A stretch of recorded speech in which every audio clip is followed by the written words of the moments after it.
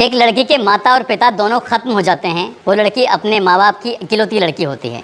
जब अपना भरण पोषण करने के लिए घर से बाहर निकलती थी तब लोग उसे रोकते थे, टोकते थे। तभी उस लड़की ने सोचा कि क्यों ना कुछ ऐसा किया जाए जिससे उसका भी भरण पोषण हो जाए, और उसने अपने आप को लड़की के भेष से बदल कर लड़के का भेष बना लिया। लड़कों के जैसे पैंट शर्ट पहनना, लड़कों के जैसे बाल रखना, लड़कों के जैसे बातचीत करना। यदि कोई उसको कुछ कहता था तो वो लड़कों के जैसे गालियाँ भी दिया करती थी। और एक दिन उसके परिवार के ही एक जीजा ने उससे पूछा कि लाली, क्या तुम सचमुच लड़का हो या लड़की हो, बस ये जानना चाहता हूँ। उस लड़की ने कहा कि जीजा, मैं एक दिन वक्त आएगा तो मैं आपको ये ज़रूर बताऊँगी। और एक दिन ऐसा ही वक्त आया।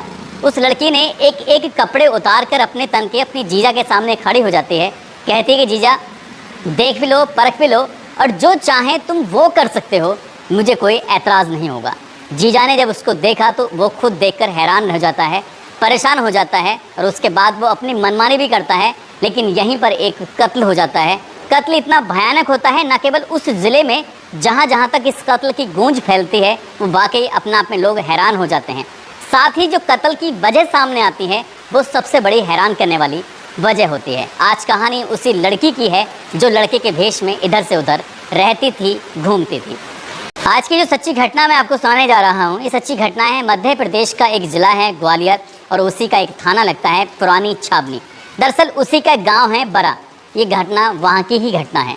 दरअसल एक व्यक्ति जो कि आर्मी से साल 2020 में रिटायर्ड हो चुका था, नाम उसका देवेंद्र माहौर होता है। 6 जुलाई 2023 को अपने घर से ये कह के निकला था कि माँ, मुझे कोर्ट में पेशी के लिए जाना है, इसलिए मुझे वक्त लग सकता है। 6 जुलाई को जब घर से निकलता है तो 7 जुलाई, 8 जुलाई वो वापस लौट कर नहीं आता। उसके परिवार के लोगों की चिंता बढ़ने लगती है। तभी माँ अपने बेटे को बार बार फ़ोन कर रही थी। फ़ोन करने के बाद ये कोशिश कर रही थी कि उससे संपर्क हो सके, ये पता चल सके कि आखिरकार वो कहाँ है। जब बड़े बेटे का कहीं आता पता नहीं चल रहा था, तभी अपने छोटे बेटे उपेंद्र को फ़ोन करती है और कहती है कि बेटा, तेरे बड़े भैया के जो फौजी है उसका पता नहीं चल रहा है, क्या तुम पता कर सकते हो। दरअसल जो उसका छोटा बेटा है, जिसका नाम उपेंद्र कुमार होता है, वो लक्ष्मीपुर निवासी है, जो कि ग्वालियर का ही एक इलाका लगता है। उसको फ़ोन करती है, कहती है कि तुम कहीं भी उसे ढूंढ कर लेके आओ। वो कहता है कि मेरी फ़िलहाल तो ड्यूटी चल रही है, बात 9 जुलाई 2023 की कर रहा हूँ। कहता है कि जब ड्यूटी से आऊँगा तो उसके बाद पता करने की कोशिश करूँगा कि आखिरकार भैया हैं कहाँ पर। इसके बाद वो उसी पुरानी छावनी थाना क्षेत्र के जो बरी इलाका है, वहाँ पर बड़े भैया का मकान हुआ करता था। रात के लगभग 11 बजे के आसपास का वक्त हो रहा था। घर के दरवाजे पर जब पहुँचता है, घर का दरवाज़ा जैसे ही खोलने की उसने कोशिश की तो पता चला कि दरवाज़ा तो खुला हुआ है, लाइटें सब ऑफ थी, बंद थी। घर की लाइटें जब जलाता है तो घर के आंगन में देखता है बड़े भैया की लाश पड़ी हुई थी। लाश को देखकर उसकी चीख निकल जाती है। चीख सुनकर आसपास के लोग भी मौके पर आने लगते हैं। तभी देखते हैं कि घर के कई कमरों में, आंगन में इधर उधर भैया का ब्लड पड़ा हुआ है, भैया की लाश भी पड़ी हुई थी। ये हुआ तो हुआ कैसे। तभी वो कंट्रोल रूम को फ़ोन करता है, पुलिस को सूचना देता है कि भैया का किसी ने मर्डर कर दिया है, कत्ल कर दिया है। और जब ये पुलिस को सूचना मिलती है तो पुलिस से सूचना पाकर मौके पर पहुंचती है। जैसे कि आप मेरे पीछे देख रहे हैं कि लगातार बारिश पड़ रही है। 9 जुलाई 2023 की उस रात में भी लगातार बारिश पड़ रही थी।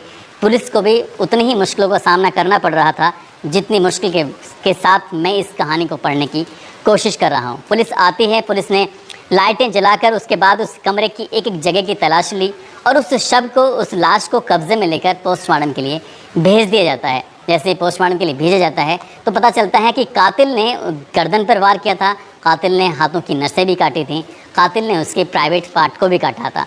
साथ ही कातिल ने कुछ ऐसी भारी वस्तु थी जो बार बार सिर में मारी गई थी, इसके मारने से उसको चोट लगी थी। और यही नहीं, वहाँ पर जगह जगह शराब की बोतलें भी पड़ी हुई थी। शराब पीने की भी बात सामने आती है।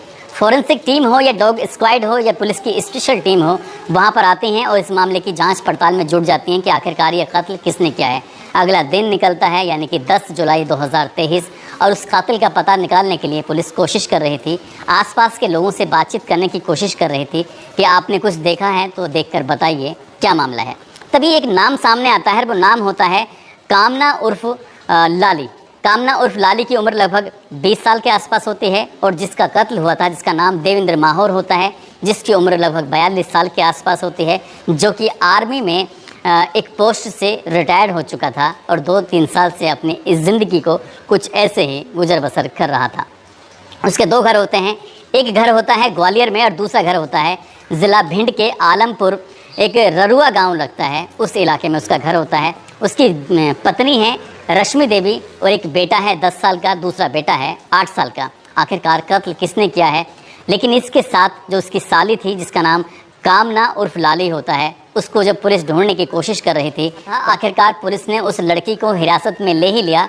और पुलिस ने हिरासत में लेने के बाद उस लड़की से जब पूछताछ करती है तो वाकई चौंकाने वाला मामला सामने आता है। वो लड़की बताती है कि उसकी माता, उसके पिता का पहले ही देहांत हो चुका था, लेकिन वो लड़कों की तरह रहने लगती है, लड़कों की तरह बातचीत करने लगती है, लड़कों की तरह पहनावा भी हो जाता है, लड़कों की तरह उसके बाल भी हो जाते हैं। यदि कोई उसको कुछ कहने की कोशिश करता था तो वो लड़कों की तरह गालियाँ भी देना शुरू कर देती है। उसने अपनी ज़िंदगी को बसर करने के लिए एक ई-रिक्शा खरीदा और ई-रिक्शा खरीद कर वो शहर में इधर से उधर यात्रियों को ढोया करती थी। लेकिन बहुत कम लोग थे ये जानते थे कि जो उसकी चचेरी बहन है जिसका नाम रश्मि देवी है, वो उसको बेइंतहा प्यार करने लगती है। रश्मि देवी की और उसकी उम्र में लगभग 19 या 20 साल का अंतर होता है। ये लाली नाम की जो लड़की होती है जिसकी उम्र लगभग 20 साल होती है, उसकी बहन लगभग दुगनी उम्र की होती है, उसी को वो प्यार कर बैठती है। और एक दिन जाकर अपनी बहन से कहती है कि बहन, मैं तुमसे बहुत प्यार करती हूँ, तुमसे ही शादी करना चाहती हूँ। तुम्हें पता नहीं है कि मैं बिल्कुल लड़का हूँ और लड़कों की तरह दिखता ही नहीं हूँ, बल्कि वैसे जो भी कुछ काम होते हैं वैसा कर सकता हूँ। जब उसकी बहन रश्मि ने ये बात सुनी तो रश्मि ने उसको डांट कर फटकार कर घर से भगा दिया, ये कहते हुए कि आज तो तुम मेरे घर पे आ गई हो, आज के बाद घर आने की कोशिश भी मत करना। उसके बाद कुछ दिन बीत जाते हैं। कुछ दिन बीतने के बाद वो फिर घर पे जाती है और जाने के बाद रश्मि से कहती है, रश्मि देखो, तुम्हें यकीन नहीं होता, लड़की लड़की से भी शादी कर सकती है। उसने इंटरनेट के माध्यम से कई सारी ऐसी वीडियो निकाली, कई सारी ऐसी अखबार की कटिंग निकाली और वो अपनी बहन को दिखाने लगती है। कहती है कि मैं तुमसे बहुत प्यार करती हूँ, तुम्हारे बिना रह नहीं पाऊँगी, तुम्हारे बिना जी नहीं पाऊँगी। अब जीना है तुम्हारे साथ तो मरना भी तुम्हारे ही साथ है। बहन को प्यार कर बैठती है और जब ये बहन को पता चलता है तो उससे बड़ा गुस्सा आता है। वो कहती है, मैं शादीशुदा हूँ, मेरे 2 बच्चे हैं, मेरा पति है, फौज से रिटायर हो चुका है, तुम समझने की कोशिश क्यों नहीं करती हो? ये कोई प्यार व्यार नहीं है, बल्कि ये बेवकूफ़ी है। इस तरह से बड़ी बहन ने छोटी बहन को समझाने की कोशिश की, लेकिन इसी बीच में वो अपनी बहन को देखती है कि फौजी उसे किसी न किसी बात पर मारता था, पीटता था, जब देखो उसे टॉर्चर करने की कोशिश किया करता था। और यही बात साली अपने जीजा को समझाने की कोशिश करती थी, कहती थी कि तुम बहन को इस तरह से मार नहीं सकते, इस तरह से पीट नहीं सकते, यदि तुम इसे मारोगे पीटोगे तो सही नहीं होगा।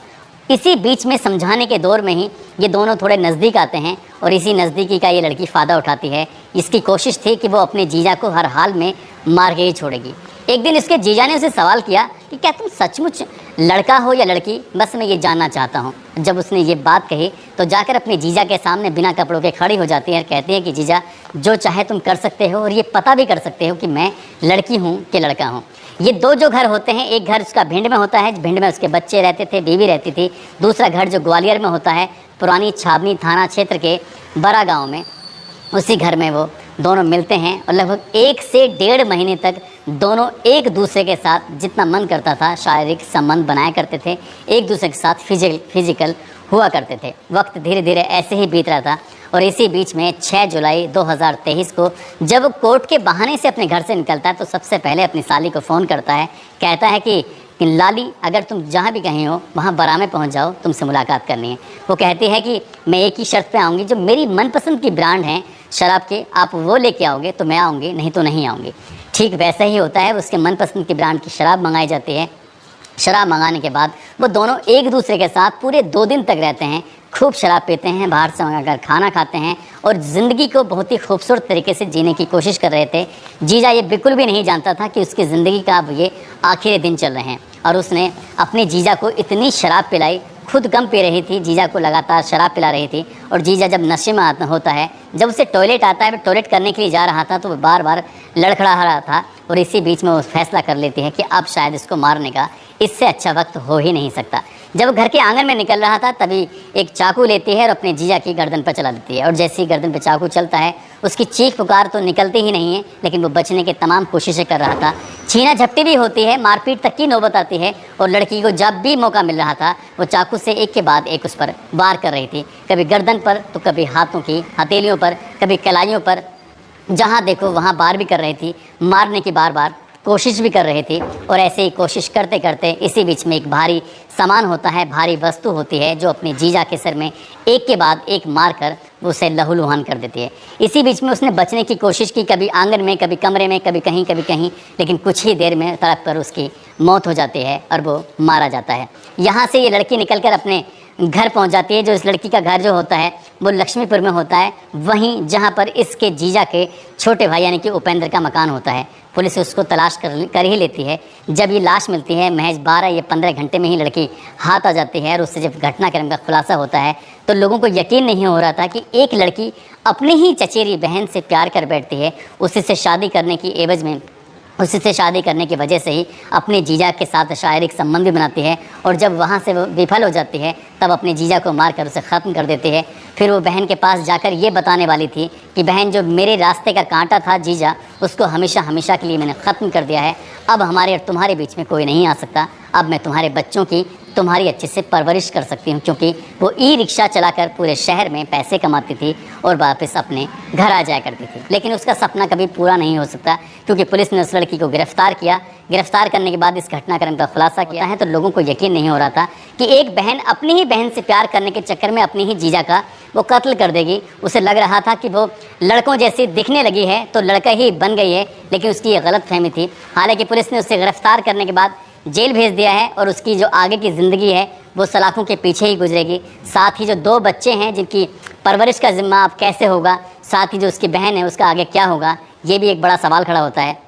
जिसका जो बहनोई है वो तो इस दुनिया में रहा ही नहीं, ख़त्म हो चुका है। लेकिन एक लड़की की गलती की वजह से एक नहीं बल्कि कई लोगों की ज़िंदगी पूरी तरह से तबाह हो चुकी है। साथ ही जो बहनोई यानी कि जीजा का जो रोल था, जो उसे सही रोल अदा करना चाहिए था, अपनी साली को समझाना चाहिए था, जिस रास्ते पर वो निकल पड़ी थी उस रास्ते को उसको अख्तियार करना ही नहीं चाहिए था।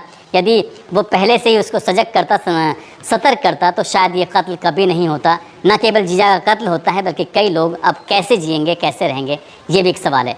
पुलिस ने इस मामले में कहा है कि कम से कम समय में चार्जशीट लगाकर इस लड़की को, जो आरोपी है, उसको सलाखों के पीछे तो भेज ही दिया गया है। साथ ही कम से कम समय में उसको सजा दिलाने की कोशिश की जाएगी, ताकि लोगों को एक मैसेज मिल सके कि जो भी कोई कानून तोड़ेगा उसे किसी भी कीमत पर बख्शा नहीं जाएगा। दोस्तों, इस कहानी को सुनाने का उद्देश्य किसी को परेशान करना नहीं है, किसी का दिल दुखाना नहीं है, बल्कि आपको जागरूक करना है, आपको सचेत करना है।